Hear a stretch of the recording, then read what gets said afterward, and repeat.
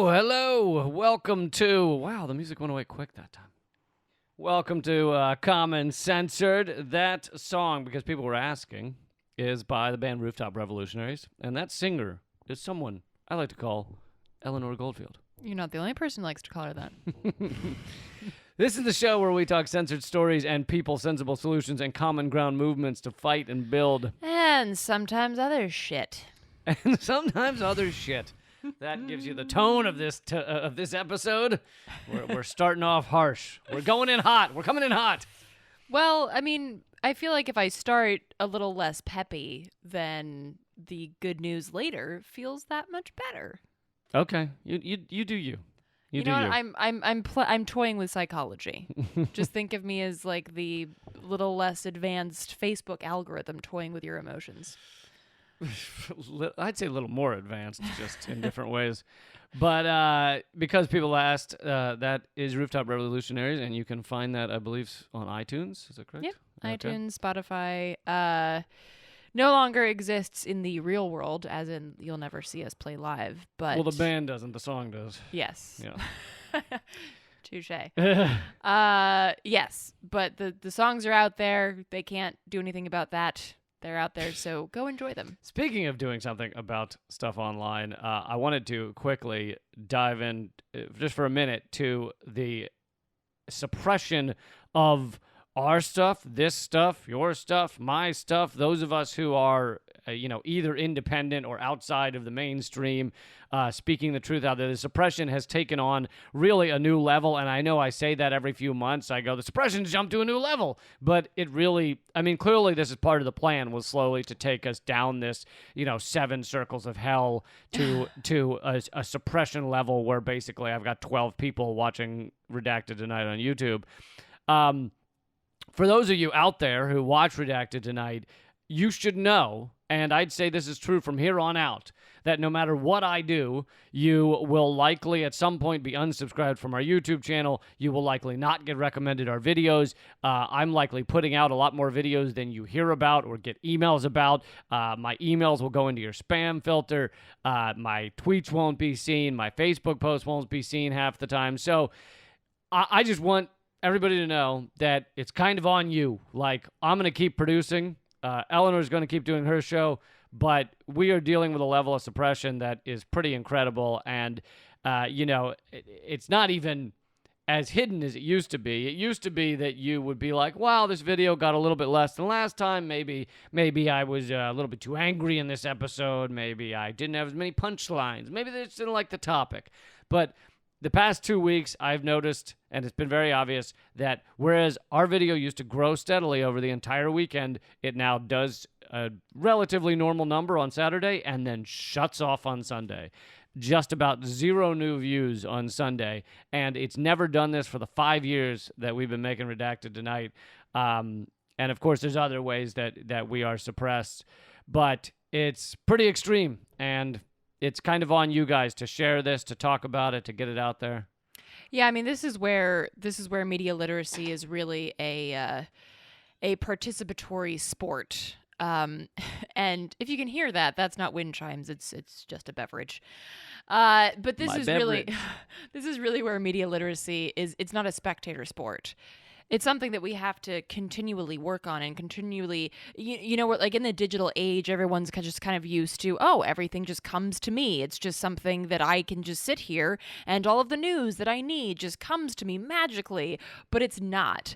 And Lee, obviously it's a lot worse for you because as you noted, your emails, which was kind of like a holy grail, like, okay, well, at least my newsletter is safe. Yeah. I'm wondering, maybe you don't have the answer for this, but if you're using a Gmail account for your newsletter, maybe if you use like a Proton Mail account? I've tried them all.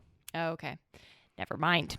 Apparently, you are correct that MailChimp, the service we use to send these things out, does tend to do worse when it's coming from a Gmail, probably because Gmail it has an easier time, I don't know, stopping or putting in spam. There's something coming from their own account, but it's not switching to Hotmail or whatever is not 100%. I'm also wondering where the tech wizards are on this. Like, are there some Masking tools? Are there some badass tech people that Yeah. could help out with this? Because I feel like there are a lot of tech savvy folks that are progressive on the left, anarchist, socialist, whatever. Are there answers to this? Are there ways to kind of circumnavigate this suppression? Not totally, of course, because you can't like go in and change Facebook's algorithm. But are there ways to kind of get around this? I don't think there's ways within Facebook or YouTube besides, some of the standard things we've tried is like not putting words that they find super contentious in the title. So, don't put terrorist bomb explodes in the title and things like that. And we try some of that. But my channel is so heavily suppressed, like specifically, as opposed to other channels that might have similar titles. That it doesn't make that much difference. But I think that the thing that we're kind of waiting for the programmers and the hackers and the coders to really do is build up a site that is incredible and everyone loves being there and it can't be censored. And I can't imagine that's an easy thing to do, but I feel like the activist world is just kind of aching for that. Yeah, so so get on it, everybody. Get on that. But let's move along, and this, I suppose, a little bit of the theme could be for this next subject as well. Could be building new systems. But let's move along to California, still on fire in a really terrifying way, and adding to the. Well, I say adding to the fire, the difficulties of the fires, but of course they're doing it because of the fires, is the blackouts that PG&E now says will be a regular thing. And I love how they say expect blackouts for a decade. Yeah, but in a decade, climate change and fires are going to be so bad that you'll probably have much worse to deal with. So expect blackouts forevermore. California even be livable in a decade? Yeah, but... So the side of this, all the normal details we're not going to go through for the most part because you guys have seen news reports about the fires, you've seen news reports about the blackouts, but some of the stuff that maybe you haven't heard is that there is a push now to, I don't know what the term is for a state, but nationalize PG&E, make it a public utility owned by the public, and the problem that we're dealing with in California right now is due to the fact that it was a profit-based company. I mean, it's gone bankrupt, but a profit-based company that... Well, and therein lies the problem, right? Because this is something that I've been researching a lot about because it happens so consistently, for example, in coal country, in places like West Virginia and Kentucky. And that's a story that we're going to touch on in a bit as well. But the idea that a coal company, because coal is dying... a coal company can declare bankruptcy. It has black lung. And that's why it's dying. A coal company can declare bankruptcy and then just basically walk away from back pay and pensions for thousands of mine workers. So, and this is a similar thing. PG&E can just be like, well, shit's going to suck for you guys because we refuse to do the smart thing and, bury these power lines. Well, and they're trying to get out of power lines. And they're trying to get out of paying, billions of dollars to exactly. the families that they set on fire. They killed over 100 people in what is it called? Paradise, California. And obviously, like, these fires would be happening in one form or another in California. It might have taken a little longer to get this big without these power lines, but the ones that are being caused by the power lines and the blackouts are due to a corporation that sought profit over all else and therefore did not want to update their systems because that costs money, and they just wanted to keep profiting, and they're looking at short-term greed. They're not looking at long-term greed. If they were looking 20 years down the road, you wouldn't fucking behave this way. Well, but it's something that also, like, when you talk about long-term versus short-term greed, Dylan Ratigan had a book, or has a book still, called Greedy Bastards. And this is the kind of the premise of the book, is the difference between long-term greed and short-term greed. But basically the thing that he points out, and the thing that, you just touched upon as well, corporations don't work within the framework of long-term greed, because the idea is to keep continuously growing, not look 20 years ahead and say, okay, it's going to cost more now for the next couple of years to do this great work. But then in the long term, corporations and basically capitalism in general does not work that way. It works under the framework and the paradigm of short-term greed, which is, and not that long-term greed would be better. I think just having the idea of a profit margin when it comes to basic human rights is fucking stupid. Right, but it would be better in certain ways in that, like, if you were doing long-term greed, you're going to switch to sustainable energy because the amount that climate change is going to cost us is going to be insane. Fair, but you're always going, as long as anything is for profit, you are always going to look for ways to cut corners. Right. So that means that you're always going to look for, oh, they're still giving out oil subsidies. Well, then we're still going to work on, oil as opposed to renewables. So as long as things are done for profit for the few as opposed to the good of the many, the public good, then you're always going to cut corners. You're always going to look at short-term greed, and you're never actually going to end up with anything that is for the greater good. I don't know how you can say that. I just felt there should be a disagreement at some point in this podcast.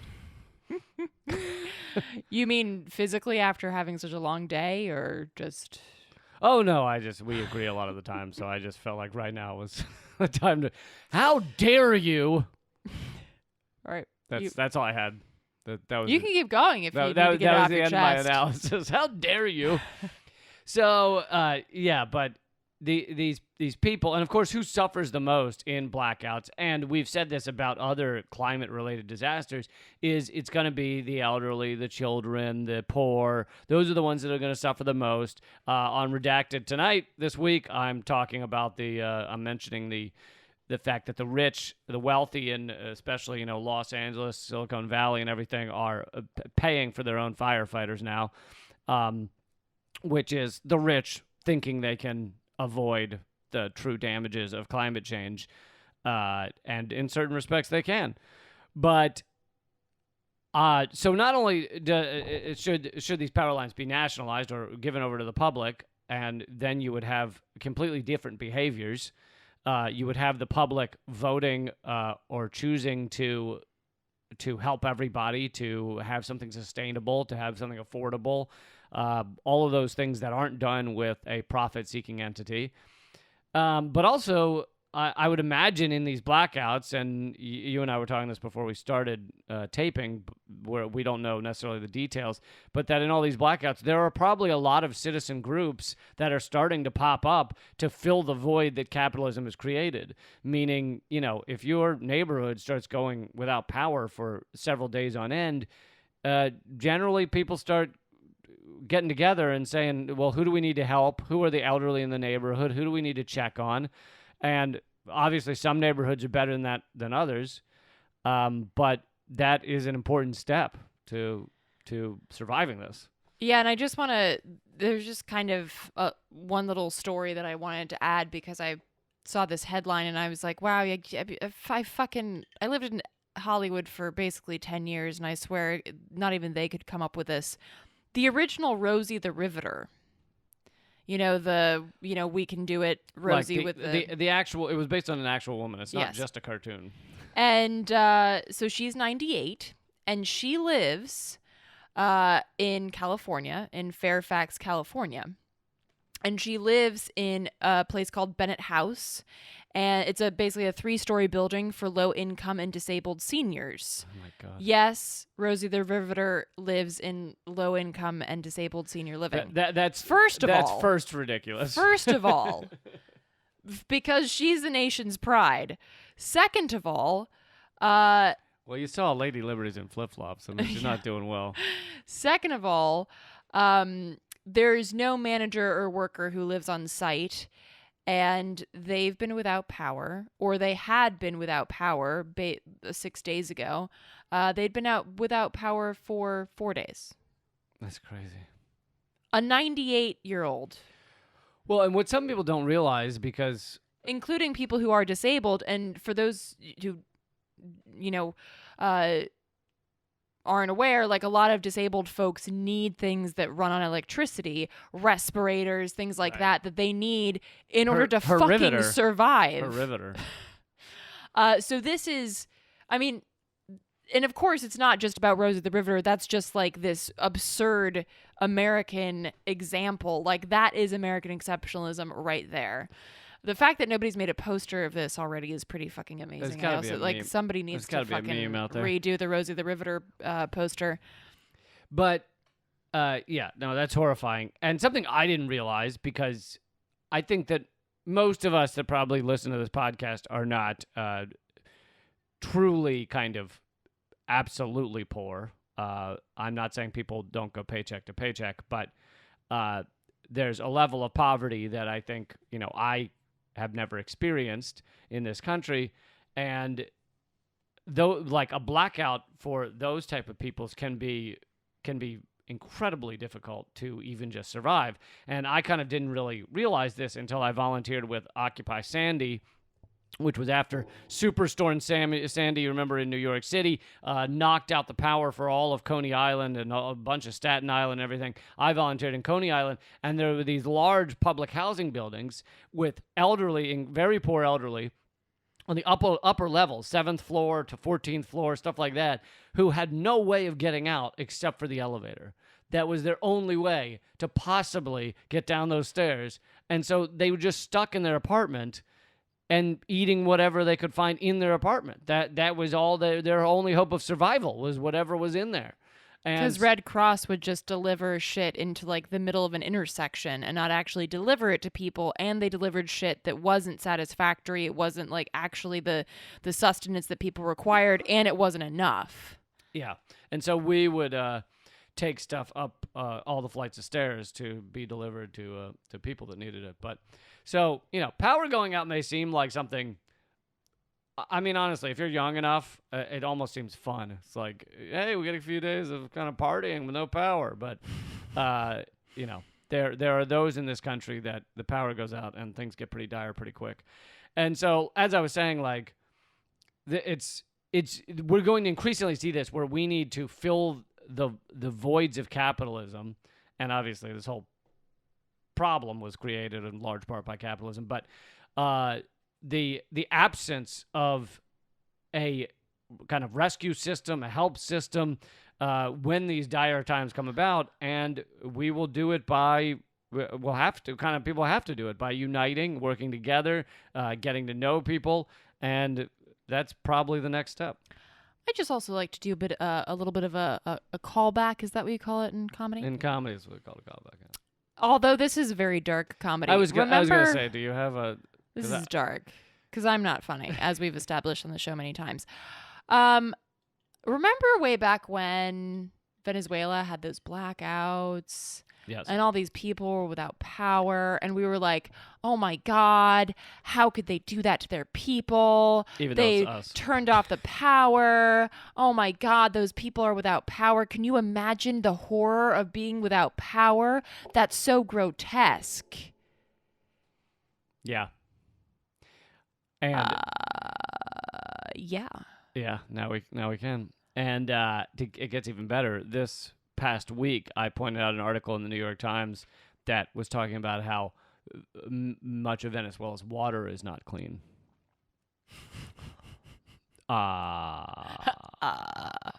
Yeah, just coming from West Virginia, where several places that I went where you literally turned on the faucet and you're like, God, that smells like what I imagine the river through hell smells like. Or yeah. like if ass could shit ass. No. If Satan's ass could shit out a chemical spill, that's what that smells like. I think he probably does.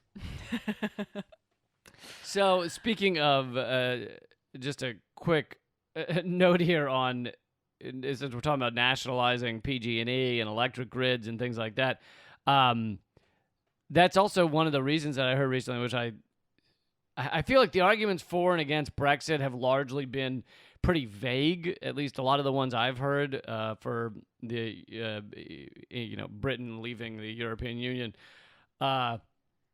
It's except for fuck immigrants. That one seems pretty concrete.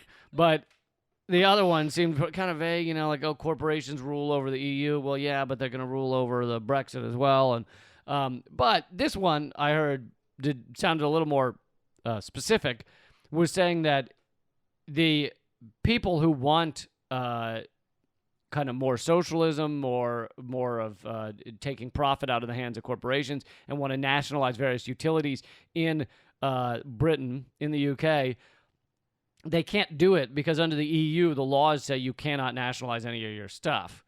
You can't make it owned by the people. It has to be corporate.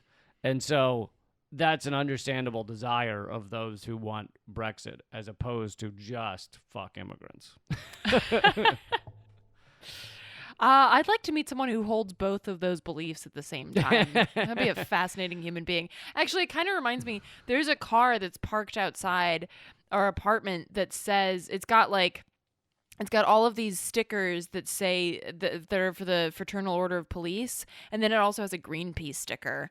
And I'm just like, oh my gosh, I want to meet this human because this human is so conflicted. Maybe they know that Greenpeace has become like a largely corporate entity that isn't actually, half the time isn't really fighting the good fight. And so maybe they like that about them. I mean, okay, fine. But Greenpeace is not as bad as the Sierra Club. And the Fraternal Order of Police, I mean, you might as well just put that you love the Gestapo on your fucking... I know, it was a joke. I was kidding. I mean, yeah, but it's kind of like that. I mean, I would love to meet this person and just... So what kind of battle's going on? Wow. Well, you occasionally, there, it's probably like 4%, but I'm expecting like Two-Face from Batman to walk up, and I just... Occasionally, it's pretty rare, but there's probably like 4% of cops that are like these kind of like really good, sympathetic people who didn't know what the fuck they were getting into. Kind of like Captain Ray Lewis. So it's a tiny number, but they exist. Oh, I don't think this person is a police. I think they're like, friends of police. You don't think it's an officer? No. All right. Anyway, whatever. So the next story is... So since we're not putting our money clearly into helping the people of California or dealing with climate change, where are we putting our money? Well, a lot of places. Mostly places that can be utilized by the military. So this story I found in New Scientist because I'm a bit of a science nerd in my free time. All right, name dropper. Humble brag. I'm a new scientist. No, I am not a new scientist. I'm a fucking 30-something. Admit it. I'm a fucking read 30-something science nerd that likes to read science magazines while drinking wine in my fucking pajamas. That isn't particularly... Ugh, reader, wine drinker. Just kidding. Wine. All right. No, I'm just thinking about our wine. money's going into surveillance, folks. Go. Okay. So basically, everyone is familiar with Google Earth, right? You look at Google Earth and you're like, hey, I can see my house because that picture was taken I thought 7 years ago or something, and it's the picture of your house, and you can look at it, but it's not updated in real time, right? I thought we were calling Earth Google Earth now. I thought Google Earth was... They've copyrighted it? Copyrighted, copywritten, copy-rooted? Copy-rooted? Yeah. Anywho, so, and you might be thinking, yeah, of course it's not updated in real time because that would be fucking creepy. But hey, technology. So there are a few different corporations that are now working on and actually have some technology that can update these pictures and these images in real time. And one of them is a company called Aptly Planet. And their platform is called Queryable Earth, and it's basically like a search engine for the surface of the world. Ew. So here's the thing. There are people working on this project that I think have good intentions, just like a lot of people that work on projects that could be used for evil have good intentions. So one of the points that they made is that, hey, this could show us real time surveillance on, let's say, parts of the Amazon, and show us if people are trying to illegally cut down trees in protected parts of the Amazon, so that we can alert the appropriate authorities. We could also see people fucking outdoors. Well, and here's the other thing, is that they also say that because they haven't they've made the cameras hardier and lighter, so they're not as precise, so they can't make out, say, like a license plate or someone's face. So it can see like large scale things, like acres of land, say. but it can't see your face. Now, of course, the ... of that is like, well, TVs started black and white and now they're HD. Right. So obviously technology continues to grow and get better. And so if we're looking at, like parking lot scale resolution, pretty soon we're going to be looking at license plate resolution in real time that folks can, like Google Earth, that folks can just Google. Right. And they can look it up. Any Joe Schmo, your stalker would be able to look this up. And I'm not trying to throw out scare tactics because, again, this technology is not yet available.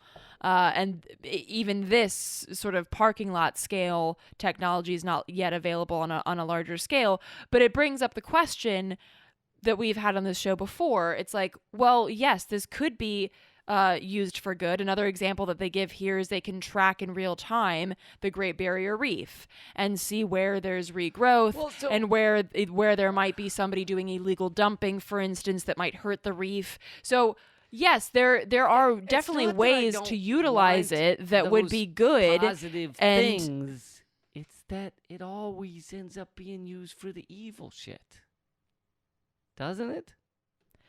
Well, that's kind of the point. You can make technology, just like the argument that, a tool in and of itself is not bad. It's about what you use it for. We just happen to make most of our tools, most of our technology goes directly to the military. So, I think even you've pointed out that drones could deliver food to people. Sometimes they even do. But the fact is that for the most part, currently, drones are used by the military to fucking kill people. So... Well, I guess it comes down to who has the power in the society. If the most powerful organizations or groups in the society are those who are in charge of, killing in war and corporate success, then that's where the tools will be used. Yeah, and also, there's also just kind of a moral question here that even hypothetically, let's say that this technology were to stay at the scale that it is now, where it can, count cars but can't see exactly what kind of cars they are, type of thing. Do you even want that level where, an employer could see, oh, there are supposed to be 100 cars in the parking lot. That means that everyone came to work today. There are only 95. That means that 5 people didn't show today. What the fuck's going on? Let's find out who they are. That's like, do we even want this level of surveillance, even if it could mean that we could track shit going on in the Amazon or the Great Barrier Reef? Like, do the good potentials outweigh the bad potentials? Well, that's the thing. Once you take all of this information and all of this data together, and once they have the systems that are able to calculate it all, it doesn't matter if they can't see your face. They'll still know who that is. They'll still know whose car that is. Google proudly stated that they just achieved what they're calling quantum supremacy, and there's an argument as to whether they actually did it or not. But the point is that someone's going to do it soon, probably Google. And it allows them to do, they claim, a calculation that would take an average computer 10,000 years, takes them a couple of hours. And once you get to that point, the systems will move so fast and be so hyper intelligent that they could easily, without even tracking your phone, probably find out, the number of phone calls you made and the number of searches you did and where you normally go, and combine that with video footage and maybe some facial recognition, and they'd instantly know where every human being is on the earth and which ones are not following their daily pattern that they've been subscribed by the systems. Yeah, and that brings up a really good point, because I remember a while back there was an article that I talked to a digital privacy expert about, that basically said even when something is anonymous, like they have these tracking on your phone, like these apps track where you're going so that they can, tailor your experience or whatever the fuck. But it's all quote unquote anonymous. But here's the thing. Who goes to all of the places that you go to every day? Right. Who goes to your apartment every day? Like, if they just look at the data, they don't actually have to know the name attached to it. They can extrapolate the information of that specific person based on your movements. So they don't even have to know your fucking name offhand. They can figure it out pretty easily. So that's the other point. Yeah, and I was talking about facial recognition on the last Redacted, and it won't take long to get to a horrifying point where these cameras that we've now covered our society in, not to mention the cameras on your phone and your computer and someone else's computer that's not covered, if those are all taking facial snapshots and instantly, once the systems get fast enough, figuring out where every person is at all times, and you really will be a slave to the patterns that you normally function in society. I mean, we'll be slaves without acknowledging that we're slaves. You will be expected to show up at work, and if you don't, maybe the cops will be alerted, or maybe your boss will be alerted or at a lower level. They'll do a wellness check. Yeah, a wellness check to make sure you didn't go meet with some unsavory people. And it becomes impossible not just to plan, protests or movements or activism, but it becomes impossible to kind of do anything that's out from the norm.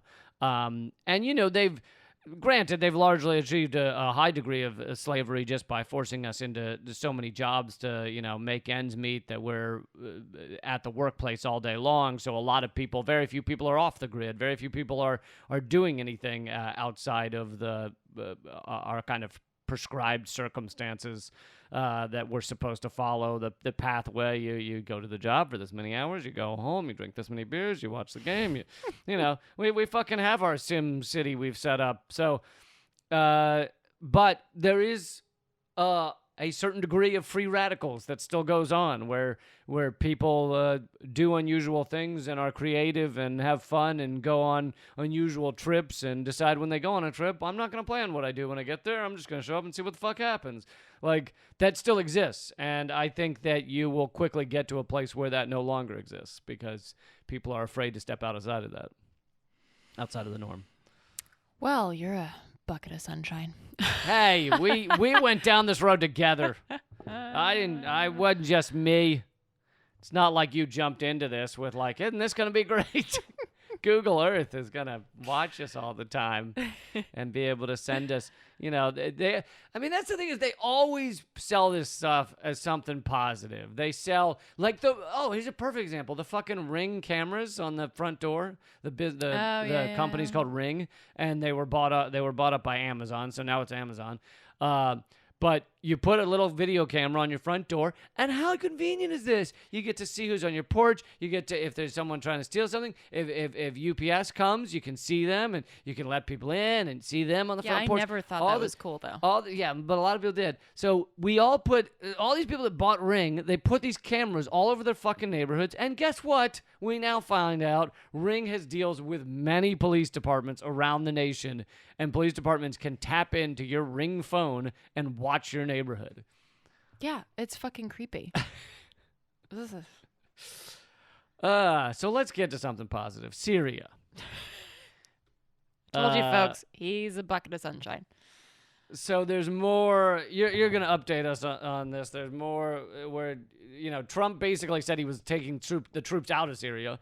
Then he was said, okay. Yeah. Define the troops. Then I did a super funny, just super awesome bit on the last Redacted about You really did. No, I really did. But I did a segment on the last Redacted about about the oil and how we're going to guard. Protect it. Well, first it was guard, then I think it became protect, then it became claim. We're not going to claim it, but if someone else wants to claim it, we're going to fight them for it, is what Trump said. It really is a great bit. You guys should definitely check it out. But Anyway, so Trump was talked out of taking all the troops out, which was not many troops. It was like 1,000 troops, and now then he said he was going to leave 500 in, and now I guess we're sending more back in. Well, the interesting thing is that, again, we took some troops out of Syria, but we did not take the troops out of Syria. Like, we have so much presence in Syria, and we extracted, like, you know, a handful of those folks. But now, for the first time, this past Thursday, armored vehicles, there were pictures taken of armored vehicles. Like tanks, right? Yeah. Heading into Syria. For the first time in, our quote unquote war on ISIS, the US has sent in armored vehicles. And of course, as lead notes in your episode from last week, it's to quote unquote protect the oil fields from the extremist ISIS or Daesh.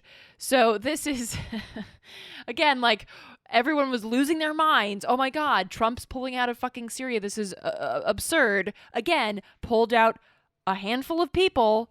And now armored vehicles are showing up in Syria and there's a lot of movement around the border between Turkey and Syria. And all of this is to, quote unquote, protect oil fields. And by the way, yet another note that you'll never hear on your mainstream media is that 21 of the 28 militias that Turkey has sent into Syria to take over part of Syria have in the past been U.S. either funded or armed or both. So if these troops we are leaving to protect the oil were to end up fighting the militias that Turkey's sending in to Syria, we would yet again be fighting ourselves. We would yet again be up against our own arming, our own training of people, our own funding, because that's what we like to do. We like to fight ourselves in the Middle East, and then it justifies the trillions of dollars we spend on military. And the other fucking insane thing is that most of the Democratic candidates, with the exception of Tulsi Gabbard and maybe half an exception of Bernie Sanders, are to the right of Trump on most of his stance about withdrawing the troops from Syria, about withdrawing the troops elsewhere. And not that he's, I'm not going to act like he's some kind of fucking dove. He's probably killed more innocent civilians than Obama for a lot of the years Obama was in office. But the fact that the Democratic candidates are the ones to the right, are the fucking hawks, especially Biden, who says, Trump's going to withdraw the troops. He's leaving a void in Syria. That's a void of us. Like, the idea that us withdrawing is a void, as if anywhere America is not, is. But we're also not withdrawing. And we're not withdrawing, but they like to pretend he is. Well, and the other aspect here that I think is really important to note is that all the media outlets were talking about how the troops are withdrawing from Syria, right? But none of the corporate media outlets are talking about how there are now armored vehicles in Syria, and now we're putting more folks back into Syria. So this is it feels to me a bit like this sort of like AFRICOM shit, where it's like, no one's going to know that we're here. Don't tell anyone that we're here. We pulled out of Syria. Shh. So it fit like, because everybody's still thinking, has the mindset, like this sort of programming, like, oh, all you've heard the past few weeks is that we've pulled out of Syria. We've pulled out of Syria. And now all of these fucking armored vehicles go in and all these troops go back in. And it's like, but no one has to know about it. It's on the DL, right? Like, we're just sneaking back in, which is sort of like, this has become the MO of these endless wars. This idea that we do all of this shit without ever actually declaring a war. We do all of this shit without ever letting people know that this is what we're doing. Yeah. Everything is basically a fucking rogue invasion of these countries without any sort of provocation and without any sort of support from any sort of governing body, or particularly, of course, the people. It is an absolute rogue takeover of the military-industrial complex of these countries worldwide. So Yeah. Well, and you're using the phrase "rogue takeover." I'd call it a soft coup. Like we underwent basically a soft coup in this country when it comes to foreign policy and military, in a lot of ways. And it's easy for me to act like it's been the last few decades because I kind of became aware only a few decades ago of what the fuck was going on in the world, but. It's quite decades? How old are you? The last few decades? Huh? You're not that old.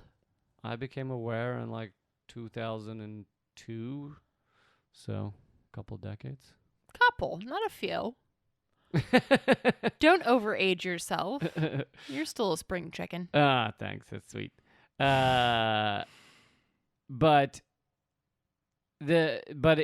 I think that it's quite possible. There's an easy argument to be made that this soft coup happened, with the assassination of Kennedy. Like it's gone on for decades that the military has run our foreign policy.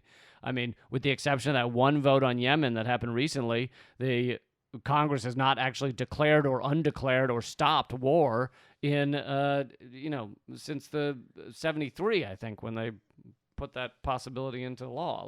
Well, and there's a possibility. Again, like it was just, and also, that vote with Yemen is very much just, what's the word? Show. Yeah, it means nothing. Yeah. Just like folks say that, folks have pointed out that, for instance, it was vetoed. It would have meant something, wouldn't it? Well, they left the loophole. That's the thing. Oh, they left the that's loophole right. of and what we're talking about is that there was a resolution that said that the U.S. would no longer assist in the war in Yemen, ... except with regards to terrorist activity.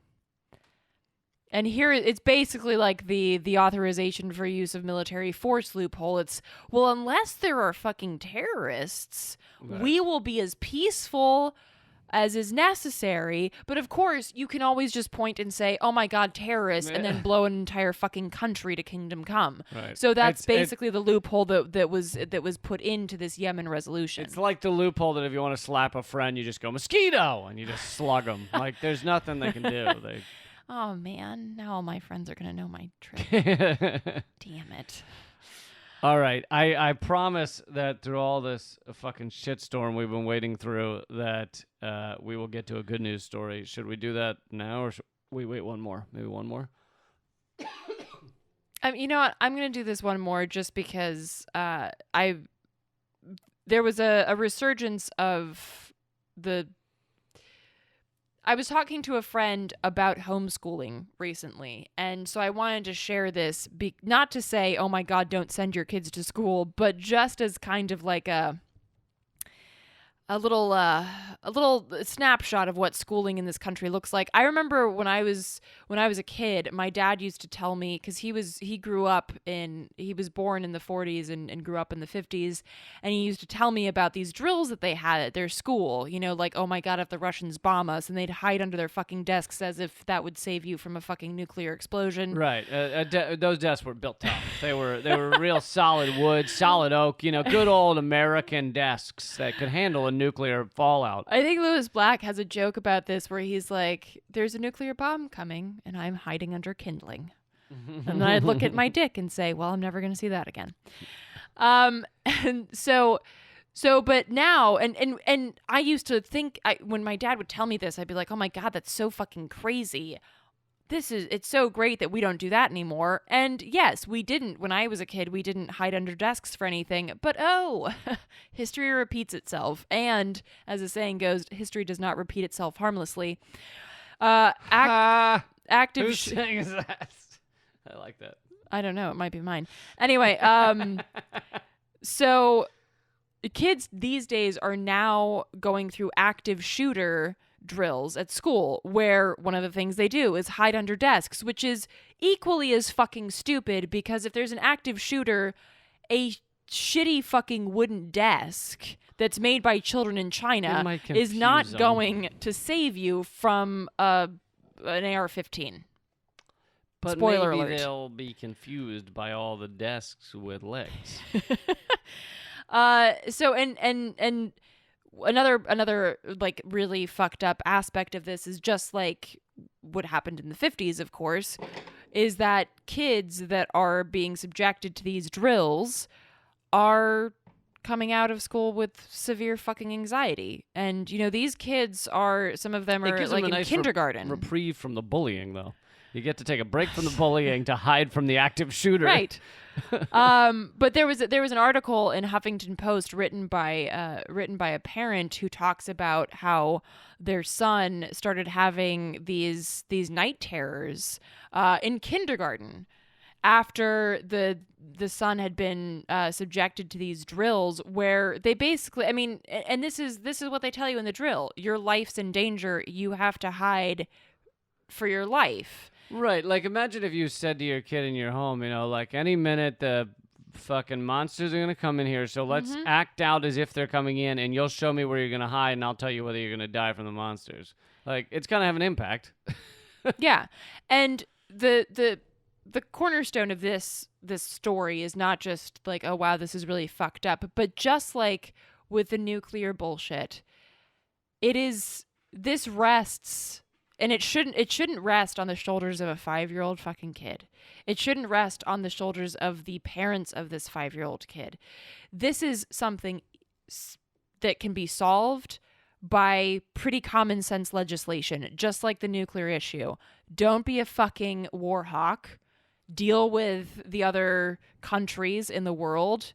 At the time, the USSR and, you know, other communist nations that just want to be left the fuck alone.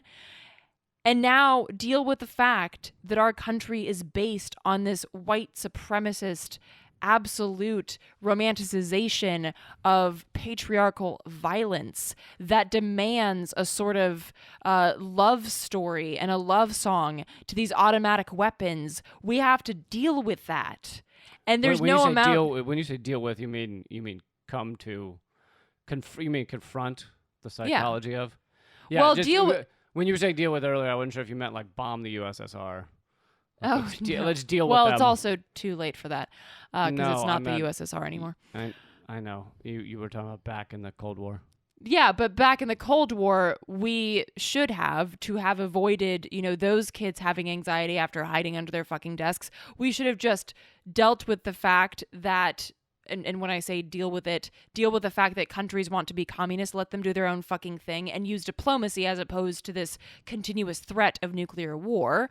And now we have to confront the fact that we have this culture of extreme violence and we have this willy-nilly sort of buy a gun when, you know, at the same time that you're buying a pair of fucking underwear at Walmart type of culture without any sort of focus on the white supremacist violence that this country was founded on and that perpetuates. We have to confront this.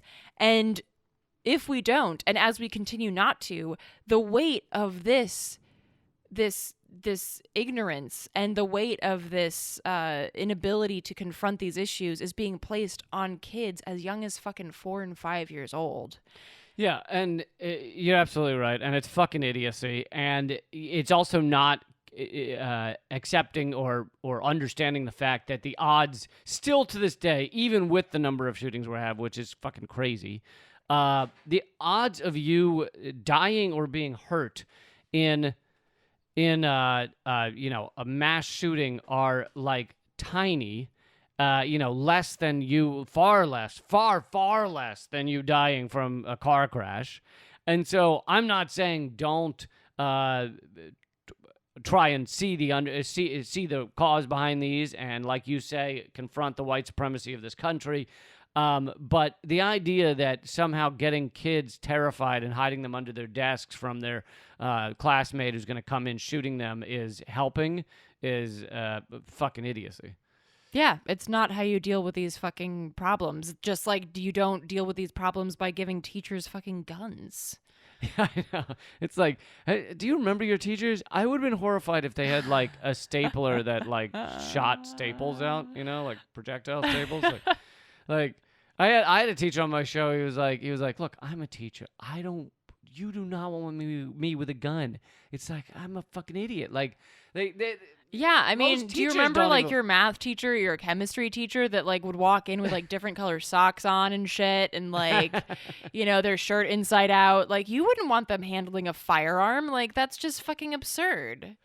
No, it's and of course, if you've got any understanding of guns and how they're carried and how they're held and everything, the odds that some teenager in a high school decides to, guess what, grab the gun off the teacher's belt or finds the gun the teacher left in the bathroom, which, by the way, that does happen. Apparently, Secret Service has been known to leave their firearms in bathrooms, and use that, you're just increasing the odds that someone who wants a gun to actually shoot a student would get one.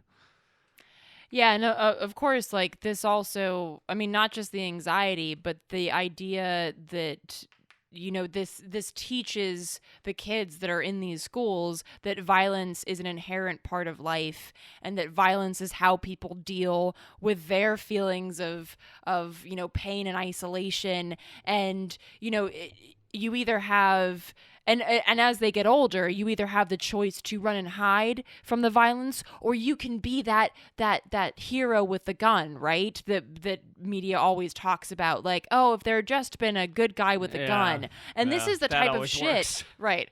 And this is the type of shit then that kids are experiencing at a very young age, and how fucked when they should be learning about, like, hey, here's how to share your fucking candy or whatever. Like, they should be learning basic life skills about how to be a good human being, not how to hide from an active shooter or how to like try and use a gun to protect their fellow students if they're like in middle or high school. Well, and my favorite was I don't remember which, there's so many mass shootings and so much news coverage of them and stuff that I don't remember which one this was, but somewhere out west, and I think there was an active gunman at a community college, and I don't know if he was just threatening to shoot people or he had shot people, but they talked to a guy who had a gun, who always carried a firearm on his hip, and he had decided not to take out his gun, and they were interviewing him, and they had asked him why he chose not to take out his gun on his hip, and he was like, well, I saw that the police were already arriving, and if I was shooting willy-nilly at this, into this crowd or whatever at this gunman, the odds of me hitting someone else were massive. Furthermore, the cops are probably going to arrive and just shoot me, thinking I'm the shooter. So, me pulling my firearm was just a disaster waiting to happen. The hero with the gun narrative never really the cops addresses reality. The cops. So the hero with the gun stopped the shooter. The cops then pumped 40 bullets into the hero with the gun. Yeah, funny how that works. All right, a couple of quick things before we get to the good news. We do have good news. We've been saving it for you. Like I said, we are incredibly suppressed online, but that doesn't mean we don't want you to subscribe and possibly find out about our videos. YouTube.com/redacted tonight. I also have a second channel for when they ultimately delete my redacted channel. YouTube.com/moment of clarity show. So please subscribe to both of those. Click the little bell so that they tell you about the videos. And then you can find all of Eleanor's videos and writing and everything else at artkillingapathy.com. You can review us on iTunes. That always helps. And actually, we've started charting on iTunes in a few countries for like comedy shows and stuff. So that's thanks to you. So please review us on iTunes and give us a 5 stars or whatever the fuck, or 2 thumbs up your butt, or whatever the rating is that they have over there. And text the word censored to 345-345 to get signed up to our email list.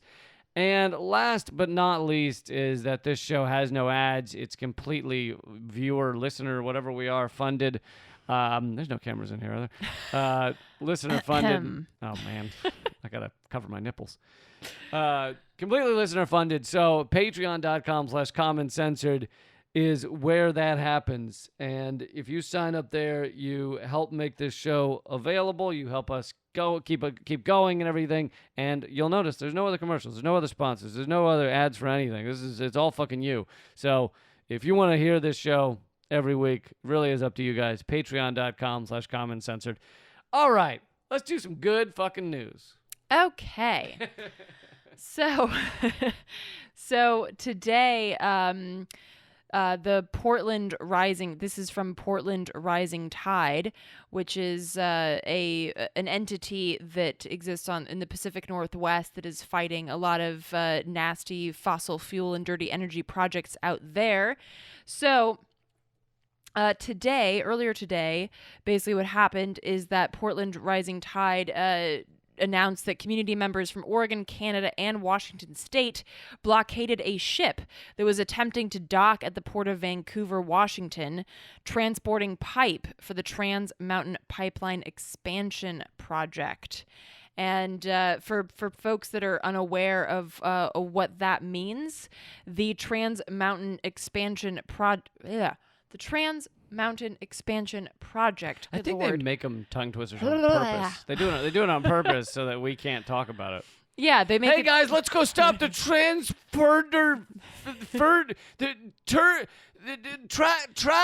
pipe. Stop the thing. You know what? They're calling it the TMX pipeline, so I'm just gonna fucking say that. There you go. TMX pipeline would triple the capacity of the existing pipeline and allow for extraction of 590,000 more barrels of tar sands per day. And tar sands is the most dirty and grotesque form.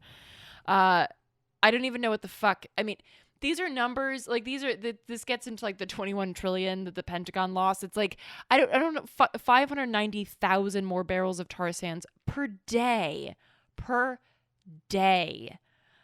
So this is what these folks were blocking, and they successfully blocked this boat from docking for quite a while.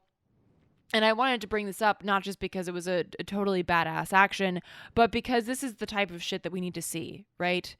This is direct action. This is when you put bodies in the way of dirty energy projects, in the way of buses carrying migrants that are being deported. This is the type of shit that actually stops business as usual. And this is the type of shit that we need to see more of. So if you're, and I say this a lot on the show, on my show, and I know that I've said it here before, but if you're signing petitions a lot, if you're writing to your members of Congress, unless you're covering those petitions in blood and dropping them on the windshields of that even Congress. if you're doing that, those who are, and here's the thing, if you're able to, and there are a lot of things that go into ability, like physical ability, financial ability, things like that. But if you're able, ability to say the name of the pipeline, you know what? I don't have to say it to stop it. If you're able to put your body in between the planet or a community or what have you and a destructive project, you need to. I'm not even going to say you should. You need to. And this also is important for support roles. So let's say that you can't do that, but you can help by making food or doing ground support for a tree sit or doing childcare or doing jail support. You need to be doing that. And this is not me saying like, oh, it'd be nice if you, no, because as time continues to pass, we continue to pass that point of, oh, wouldn't it be nice if? No, we all need to be doing something more than just the sort of, the petition signing and the basically anything that's condoned by the state as an appropriate avenue for dealing with our complaints and our needs for a livable future. That's bullshit. And we need to be doing things that fuck up the status quo, that keep boats from docking, that are carrying pipeline, that would expand almost 600,000 barrels of oil a day. This is shit that needs to happen because we cannot count on lawmakers and particularly on corporations that own those lawmakers to make these decisions for us. We have to make these decisions for them and, more importantly, for us. Yeah, and this stuff does work. It forces companies to change their plans. They will for a while it was even making fracking not profitable because the infrastructure wasn't there. It was getting blocked, and on top of oil prices going down. So these things have a kind of bigger impact than we sometimes see. And in terms of blockading and succeeding, here's some more good news: is that the coal miners, the coal miners who blocked the train tracks against the Black Jewel Company, they were there for a while, several weeks. Yeah, a couple of months this past summer, actually. The Black Jewel LLC, yes, it's actually called that, was a coal company that declared bankruptcy. And as I mentioned earlier, this is a common practice for coal companies in West Virginia and Kentucky. This was in Kentucky because they basically keep their profits, and they basically just get to say fuck you to the coal miners that they owe pensions and back pay to. And in this case, they owed more than $5 million worth of back pay to these coal miners, and instead of just walking away, these coal miners said, you know what, fuck you, and they blocked the train tracks. And in order to transport coal, it goes on train tracks. If you've ever traveled through West Virginia and Kentucky, you see just all of these train tracks with these immensely long trains that are just carrying coal. These coal miners stopped those trains and stood in front of those tracks for several, as Lee noted, for several weeks, a couple of months, actually. And so the company was losing millions of dollars just by not paying them, by choosing not to pay them. Yeah, and so this is another example of direct action working. We didn't say the end. Oh, I'm sorry. I thought you already... Well, damn it. This is why you shouldn't go see movies with me. I get to the punchline before... yeah, so basically what happened is that... They paid them. Black Jewel has been ordered to basically pay these workers their over basically $5.5 million worth of back pay, which is fucking awesome. Yeah, it's a big win because, throughout this, whenever activists try and do something for an extended amount of time, they're not just told it's not going to work. They're told that the company's never going to budge. They're told that they're going to be locked up. They're imprisoned, and they're given every threat in the book. And but they stuck it out, and here they are getting paid. So, and just before we wrap up, I'm just reminded of another quote from my time in West Virginia, where a guy said that there's a point you reach where the pain is greater than the fear. And I think that, and this, I'm not trying to get like Mr. Rogers or anything over here, but like, I think we're all afraid of the ramifications of direct action. I certainly don't want to be thrown into solitary. I don't want to be thrown into jail. But I think the pain of acknowledging what an unlivable future is like, and the pain of acknowledging the fact that I could have done more if I don't do more, that pain is greater than the fear. And I think that we all need to get to that space, that psychological space where we acknowledge that and find how we can, each according to their ability, of course, how we can plug in and do what's necessary to save some semblance of a livable future. I think that sort of lesson is vital, and we can pull a lot of inspiration from folks like these coal miners, from the folks at Portland Rising Tide that blocked that ship today, and from countless other examples around the globe. But those are just two recent ones that we pulled for this show, and I think that those are questions that we have to ask. Unite and fight. With that, we are going over to patreon.com/commoncensored to do an extra 10 to 15 minutes. We'd love for you to join us over there. Sign up at any level, and you can grab that content. Patreon.com/commoncensored. All right. With that, Keep fighting. Act out.